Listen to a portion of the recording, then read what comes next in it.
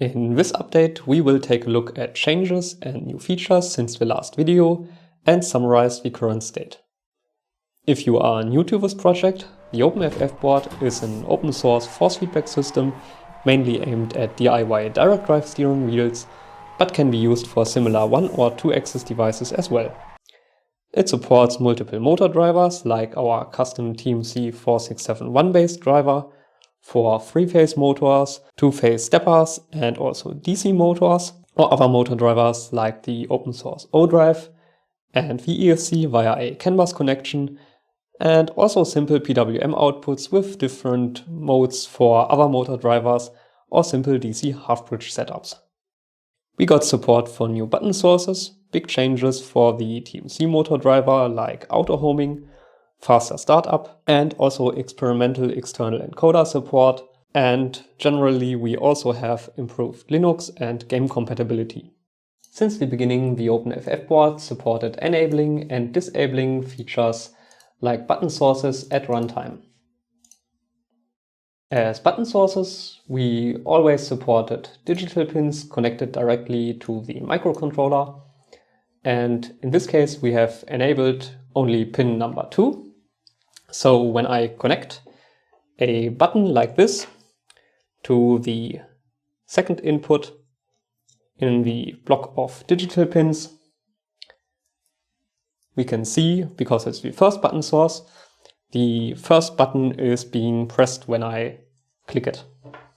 Now to connect more buttons, we also support the SPI button sources.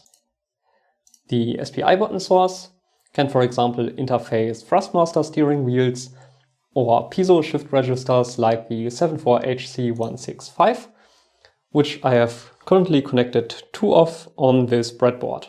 So I have currently selected 16 buttons, so it's reading both of these shift registers. And when I connect this button to one of the shift register inputs, we can see button number 16 is being pressed.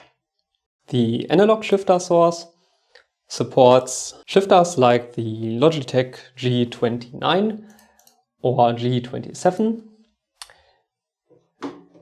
and depending on the position of the stick, it generates button presses corresponding to the gears, and these are added above the SPI button source. So when I, for example, disable the digital pins, which was 1, it moves down 1 pin. Or when I also disable the SPI button source, now the shifter starts at the first button. Now, as an alternative to SPI, which requires 5 wires, cheap PCF8574 I2C I/O expanders like this module could be used as well, which only require 4 wires. So now I have connected the button to the first input of the PCF module and have disabled all the other sources, so we enable it. And as you can see, it's set to 8 buttons, so it's reading 1 module. And let's take the button and click it, and we can see that it is indeed enabling the first gamepad button. But when we take a look at the scope, we can see that one transfer takes about 200 microseconds, which is pretty slow. This is because I2C is only running at 100 kHz clock rate, while SPI could easily run at 1 to 10 MHz depending on the wires and shift registers. And in theory, you could connect 8 of these PCF modules together, because we have 3 address pins. So let's connect the rest of these modules and change the amount of buttons from 8 to 64. Now we need to zoom out a little bit on the scope, so we can see the whole transfer. So let's stop this and check how long the whole chain of 8 modules takes. It's a little bit under 1.7 milliseconds. So when we think about the gamepad part, which needs to send a new report every millisecond, so in this millisecond, the chip has to process all the forces and effects, send new forces to the motor drivers, process commands coming from the PC via HID or the serial port, or communicate with all the other peripherals. So 1.7 milliseconds, if the chip would be blocking during this transfer, that wouldn't work, of course. So in this case, we are using an interrupt-based transfer. So the chip only needs to start a transfer, and when it finishes, it has to restart the next one for the next module in the chain, and so on. And during the transfer, which takes 200 microseconds, the chip can do other stuff. So when we connect this button to the last pin of the chain, we can restart the scope. And when we click it, we see the button number 63 is being enabled in the gamepad report. So when we do the math, it is only updating the button state every second report. And because it's double buffered, when the transfer is not yet finished, it will just send the last state and not affect the normal operation, and all the forces are being processed in time. So I did say this chip only runs at 100 kHz I2C, which is true for the official specification. But this chip at the moment is made by many different manufacturers, and there are also some more modern versions which, according to many users, officially or unofficially do support 400 kHz fast mode. So I did try it on these modules as well, which officially do not support it. But when I enable the fast mode, we can see that it now only takes around 500 microseconds to read all 64 buttons instead of 1.6 milliseconds. And it does still read all the buttons completely fine. So in this mode, it would actually allow the full 1 kHz update rate. Do with this information what you want. It may work in your setup, it may not work. It is not according to the official specification. It is pretty far out of spec. And of course, it will depend on the chips and your wiring, if it may or may not work. But in this case, even with these chips, which officially do not support it, it seems to be working fine for me. Okay, so let's take a look at CAN options for buttons and analog access. I have opened a gamepad preview, an oscilloscope window to capture the CAN frames. And we have one open FFBoard, which is in the CAN grid mode to send CAN frames. This is this one. And we also have a second open FFBoard running the force feedback wheel mode, which has enabled the CAN button source. So in the CAN button source, as you can see, we have selected 64 buttons. We can also reduce this. And the CAN frame ID is 100 in this case. So when we, for example, send a CAN frame with the value 1, this should enable the first button. And indeed, we got the data, and 1 bit is set in the first byte, and the first button is active. And we could also enable the second button, or the third, or the first 2 buttons. And yeah, because we can use 64 buttons, we could also, for example, enable every second button.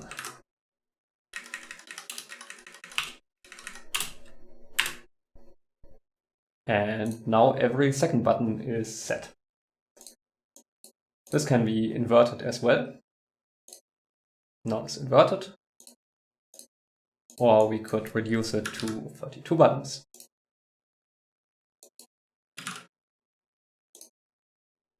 And the state of the buttons updates whenever a new CAN frame is being sent.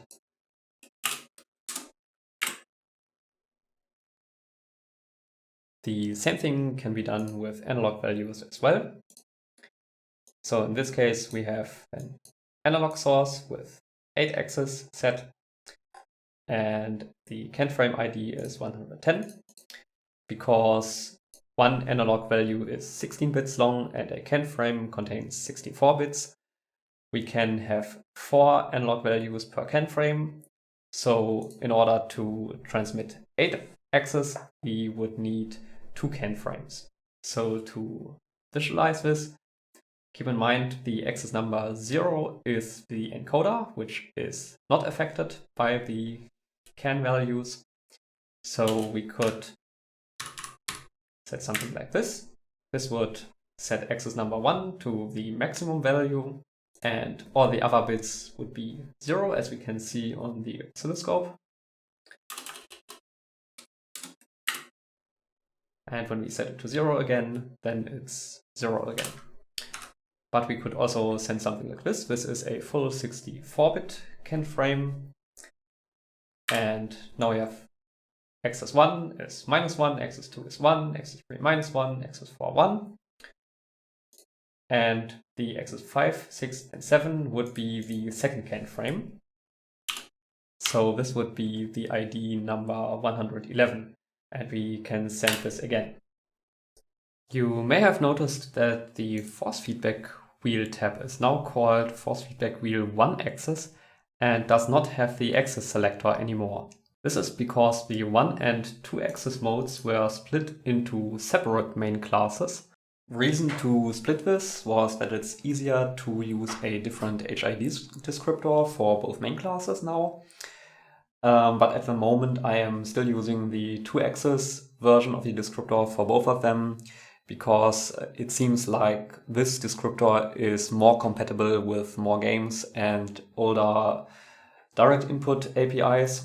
And the only game I knew of which did not work well with the 2-axis version and required a 1-axis version was Live for Speed, but this game actually received a patch which fixed this. So one function which was often requested is automatic homing of the motor after startup. Unfortunately, this is pretty difficult to implement for all types of encoders, so it was not possible until now. And normally after startup, you would need to manually rotate the motor to a certain position and click the switch, which zeroes out the encoder, or you would have to use the set center position button in the configurator to do this, and this would calculate an offset. But because ABN encoders normally have an index pin, this index pin can be used as an absolute reference position, and when it hits the index, a previously stored offset could be reloaded to automatically center the motor. So we have the Home with ABN Index checkbox in the TMC tab, which is only available when the ABN encoder is selected. And when we reboot, for example, now it will automatically slowly move the motor until it hits the index. Then it does the alignment and reloads the position. And now it's automatically centered again. Or we could also do a different position. Now we have the position here. We have not saved it to flash, so when we reboot, it would use the old one, but we can use the force alignment. Now it will rotate until it hits the index, and then reload the offset, which was set to this position. Another interesting function, which we have already shown with the BiSS-C, is the ability to combine a commutation encoder and a position encoder. Right now there's no position encoder, but when we check the combine external encoder checkbox and apply it, this will trigger another alignment because the encoder basically has changed. But now we can select another encoder in the Access tab. And in this case, it is the magntek MT6825 SPI encoder, which is an absolute encoder and has an 18-bit resolution instead of only the 10,000 counts of the ABN interface. So now the higher resolution SPI encoder is used for the gamepad part, and the faster ABN interface is directly connected to the TMC for commutation, which is a pretty good way to get high resolution and fast commutation. And we have to look at the axis number 0, and we can see we do have force, and the axis number 0 has an increased resolution, although you can't really see it, but yeah, it is slightly higher than if we just used the ABN interface. The TMC 4671 chip allows setting the electrical phase of the motor externally. This is currently used in some calibration sequences and the shown autohoming, but can theoretically also be used for continuous operation when the phase comes from an actual encoder. Forwarding encoder positions to the TMC 4671 this way was planned pretty much since the beginning and would, for example, allow the use of BiSS-C encoders like this one with the TMC 4671 if no directly supported interface is available on the encoder.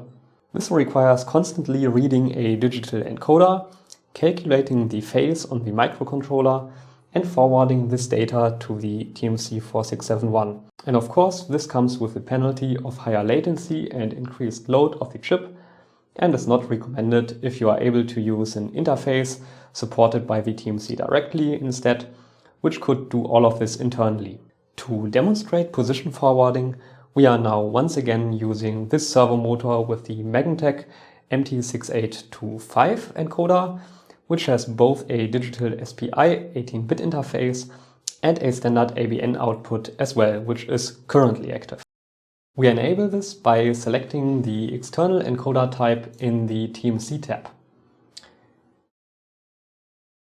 And then we will select the MT6825 in the corresponding access tab. So we can save this to flash and reboot. And now we can see the ABN encoder cable is completely disconnected, so it's just taking the position via the SPI port. And we can turn it, and we see the position is updating with a very high resolution. And we can also enable force feedback with the wheel check tool. Could enable the spring effect.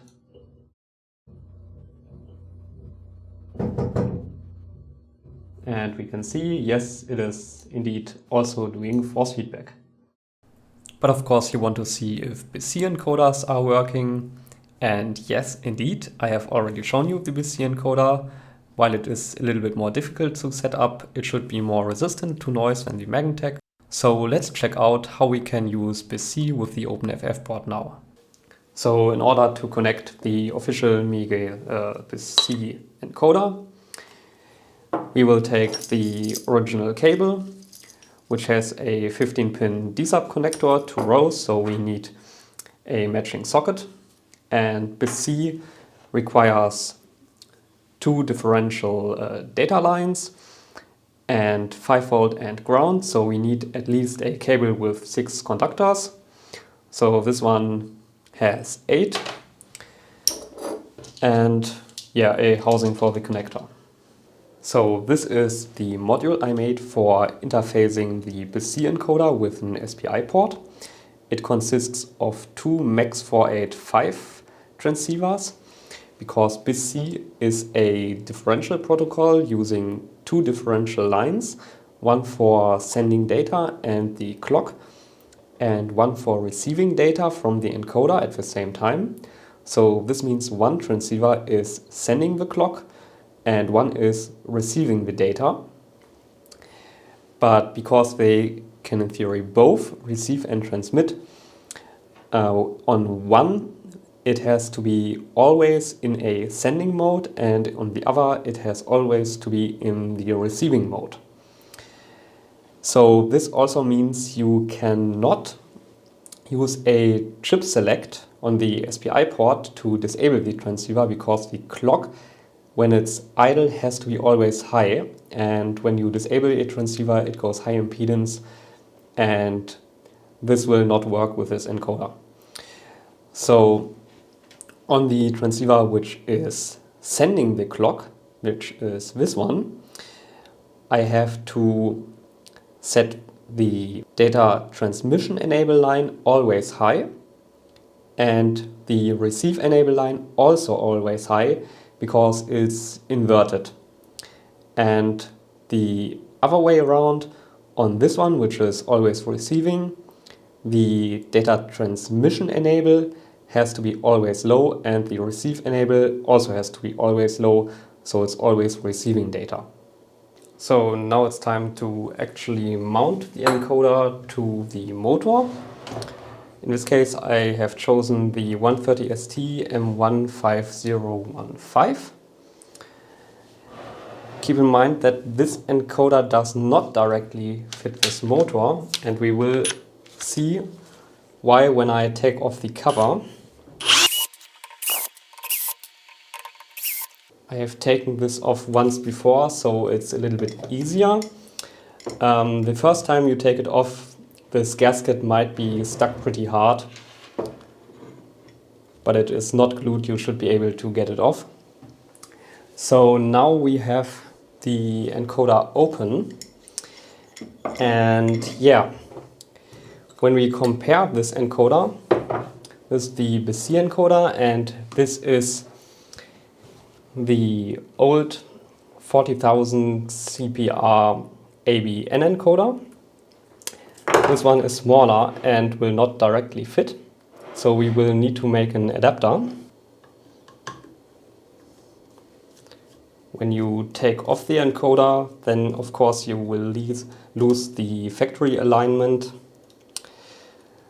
and it might be a good idea to mark the shaft. But I have already taken it off once before, so I already lost the alignment.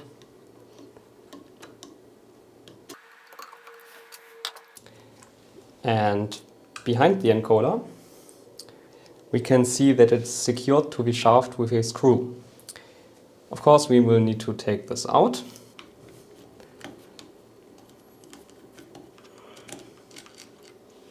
And when we take it out, it will be very hard, so you should not pull this off, otherwise you might damage the encoder. This screw is a M4 screw, but inside the encoder there is an M5 thread, so you can use an M5 screw and screw it into the encoder and use this larger screw to push the encoder off the shaft.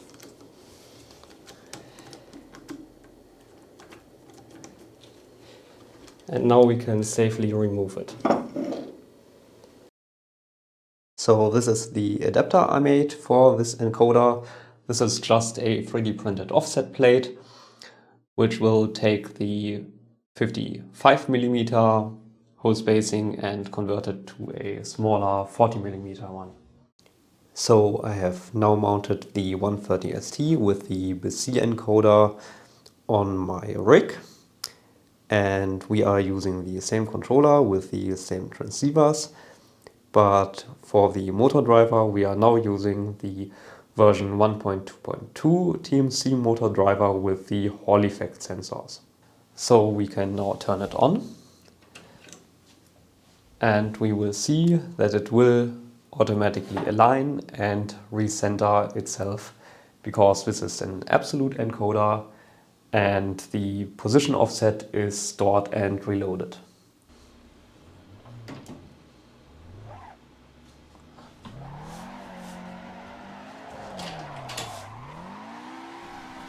So while I am driving down this hill, let's talk a little bit about how it feels like with this encoder. Despite the sample rate being lower, with at the moment just 5 kHz instead of the full 25 kHz, the movement is still smooth and I can't notice any glitches in the force. The load of a chip with those fast interrupts and context switches though is very high, and may occasionally cause a USB or force update to be delayed when a lot of external commands are being sent. So we are still optimizing and checking what the best priority settings and update rates are. But overall, in Assetto Corsa at least, I can't notice any difference to the directly connected ABN encoder with this motor, and everything still feels very direct and smooth. I haven't enabled any additional features like button sources, but with the fast updating current overlay here in this video, this is almost the worst case already, and it doesn't seem to negatively impact the effects.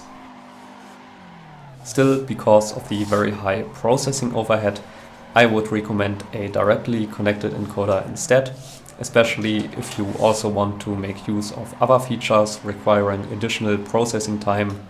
But if BiSS-C is all you have, or you prefer the faster startup time of an absolute encoder, this setup seems very usable to me, and it surprised me how well it actually runs.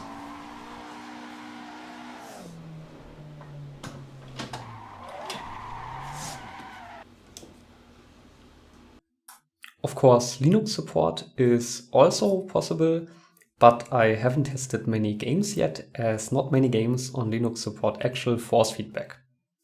Direct input should work with native applications and Wine.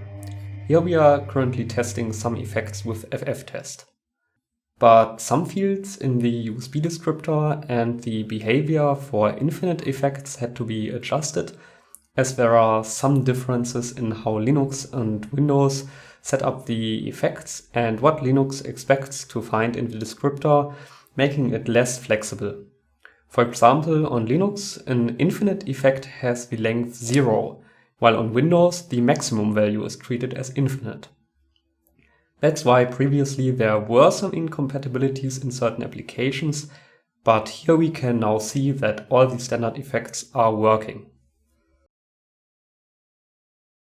If you want to see more updates, I also have a Twitch channel now, which is linked in the description, and you should also join our Discord. If you want to support me and the project financially while components are hard to find, you can donate via Patreon for these videos or directly. Without all the support from my patrons and the community, I wouldn't have gotten this far, and there are still endless possibilities for this project left.